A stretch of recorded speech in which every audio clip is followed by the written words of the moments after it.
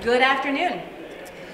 At the time of his first State of the State address 1 year ago, Missouri was still waiting to see what kind of governor Mike Parson would be, and how he would wield the power of an office that only became his because his predecessor resigned in disgrace. In his latest speech, Governor Parson tried to create the impression that he had become the unifying leader we had hoped he would be. But after 18 months, Missourians know precisely what to expect from our accidental governor, and it is that he will not put their interests first. Missourians know that they are about to get when they are about to get clobbered with surprise tax bills, the Parson administration will blame taxpayers for the problem instead of taking responsibility for its own failures. Missourians know that when more than 100,000 children are stripped of their health care coverage without warning or cause, the Parson administration, instead of working to fix the problem, will simply declare that no problem exists and celebrate cost savings. Missourians know that when his administration abuses its power to invade the privacy of women and trample on their basic dignity, Governor Parson, by his silence, will condone behavior that should not and cannot be defended. Missourians know that when Missouri children are dying by the dozens from gun violence, Governor Parson can be counted on to call a special legislative session to create special tax breaks on automobile sales. Missourians know that while the governor touts policies to promote jobs, we are still trailing the nation in economic growth. Since the last recession, our Midwestern neighbors have seen far greater GDP growth, and as a result, their state budgets are growing, and they have more resources to invest in its people. Meanwhile, we have sacrificed our limited growth in tax giveaways to special interests, leaving our budget nearly frozen while our costs grow. And Missourians know that if the governor's campaign donors or lobbyist friends want a favor at taxpayers' expense, Governor Parson will be eager to deliver. Fate handed Governor Parson the privilege of leading our state, but he has failed to use this opportunity to improve the lives of its people. Missourians are ready for change, and we are confident that it's coming. With that, I'm happy to take questions. Your overall impressions of this speech, I apologize for walking into it. That is okay. And you may have already covered some of this. What's the big picture takeaway from Democrats on this speech today? Big picture takeaway is that he's wanting to celebrate a whole lot of things while we are having a whole lot of Missourians suffer. He talked a lot about success in workforce development while we still have lots of folks living in poverty and children losing their health care every single day. On the violent crime area is of such importance to cities like St. Louis, your thoughts on his ideas and, I don't want to say proposal, but his thoughts there, is this progress or is there something that he's missing? So I would say that gun violence is something that's not just important to St. Louis, but important to the entire state of Missouri. Frankly, I feel like where the governor's at with his proposals, for lack of a better word, is a lot of lip service. He's been meeting with the governor, or with the mayors of the 4 largest cities, but we're not seeing actual proposals that will make any serious change. The Democrats have filed a lot of bills. We're going to have a press conference about it next week, dealing with gun violence, not only around the issues with guns, but also the root causes of where we're at in our state. I really hope that the governor listens to some of our proposals and moves them forward. He said that there would be a huge tax increase if Medicaid is expanded. How do you interpret that? My rebuttal to that, to a huge tax increase of Medicaid, is to look at every economist who has put out a report dealing with Medicaid, to look at the current state of our healthcare system, where we have kids losing their healthcare, and we have about 200,000 Missourians that will be covered once Medicaid expansion happens. The feds will match us with a 90-10%. We know that, and everyone is saying that this is actually going to save the state money. So I will say to Missouri citizens, don't listen to that, because that's simply not true. You mentioned surprise tax bills. Can you elaborate on that? Yes, so we talked a lot last session about that. So after the tax changes at the federal level, Missourians saw folks who were expecting to get money back ended up actually owing more. We had a whole lot of issues with the withholding tables at the Department of Revenue. In fact, we actually saw a change in the administrative staff at the Department of Revenue most likely due to the mishandling of how this all rolled out. So when we as Democrats asked for this to be investigated, I actually filed a bill to forgive penalties and fees that were at fault of Missouri. We did not get a whole lot of support on that. What do you think of his proposal to set aside another $100 million to a different type of safety? So his proposal to set aside $100 million, I've got a couple-fold answer to that. One, I would love to set aside. I think having that money and especially directing that towards transportation is a great thing.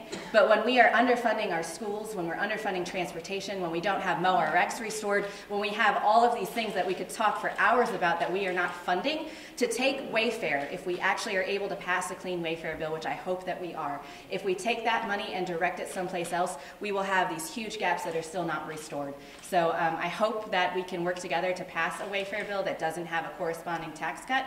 And if we do, I hope that we can have a serious discussion about where that money should go. The governor had proposed full foundation formula funding. Mm-hmm. Where do you see the gaps then being in education funding? I'm sorry, could you repeat that? Can you explain the underfunding of schools a little bit more, please? Yeah, so we like to say that we're fully funding the foundation formula, but the foundation formula changed many years ago before I got here. Add to that we're about $25 million upside down in transportation funding. I hope that we fully fund the formula, but that's simply not enough. The governor did highlight teacher pay, while also saying that he didn't really intend to pay for that. But I hope that when we're having this discussion around education that we are really looking at how much we should be paying. What are we mandated by law to be paying, because we're not doing that. So yes, I hope we fully fund the foundation formula, but that's simply not enough.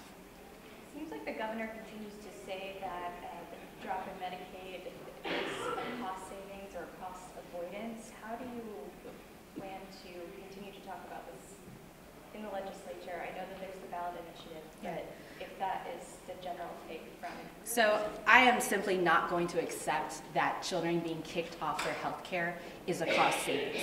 That is, I have a lot of words for what I think about that, but it's a shame that our administration is talking about children who have lost their health care coverage, who we know qualified for it, and that's a cost savings. So how we plan to continue that discussion is to continue to dive in to figuring out why these kids have lost their care, how we can get them back on quickly, and the fact that people losing health care should not be celebrated. You mentioned that the governor is only providing lip service with the gun violence issue. What would be something that you would propose that could actually get passed through both chambers? Well, I can tell you that today, when all four mayors and the police chiefs met with us, I actually sat in a meeting with them at 1 o'clock today, and they gave forward what they would like to see. So there were some things that the governor and his staff said that they supported, like witness protection, additional funding to make sure that we're able to protect folks so that they will testify and get involved. They also asked for making sure that abusers, folks who have been found guilty of domestic violence, do not have easy access to guns. They have also talked, they have given a slew of things, and our caucus has been filing those bills, and as I said, on Monday we will have a lengthy press conference specifically talking about gun violence. So we have taken what these mayors and police chiefs have asked for and actually put it into legislation, and hopefully the other side will listen to what these experts are asking for. So if you were in that meeting, what was your feeling about the mayor's responsiveness the governor's responsiveness to the mayor? Do you feel like this was serious listening, or do you feel like, as you said earlier, this was just plain lip service? I don't want to say that nobody is listening. They have had many meetings, and I know that that the governor and his staff have been participating in that. But of all the things that the mayors have asked for, the only thing that we heard from today from the governor's staff was additional funding for the witness protection programs. They have a slew of other requests that they're asking for that the governor has not hit on at all. So to answer your question of it, maybe he's halfway listening, but when the experts are asking for these things to better their cities, and when the police chiefs are asking for specific legislation to be passed, we should be listening to them. What do you, from your meeting with the mayors, what do you hear from them as what they would pose the priority issue? As the priority issue. So I will say this was not just an independent meeting with me. All legislators were invited to it today, so there were several folks there. First and foremost, I don't want to speak for them, of course, but I do believe that they are happy that conversations are beginning to happen. I believe this is the first time in our history where the mayors of the largest cities have got together to work on policy issues. When it comes to the main things that they're looking for, they want safer communities. And so, as I said, they've listed several things. I don't want to speak on their behalf in terms of which one is most important to them. At the end of the special session, Speaker Carr mentioned a group he's putting together to come up with some type of solutions for gun violence and urban violence. And he spoke about this before session began, but have Democrats been involved in any of that conversation? We have not.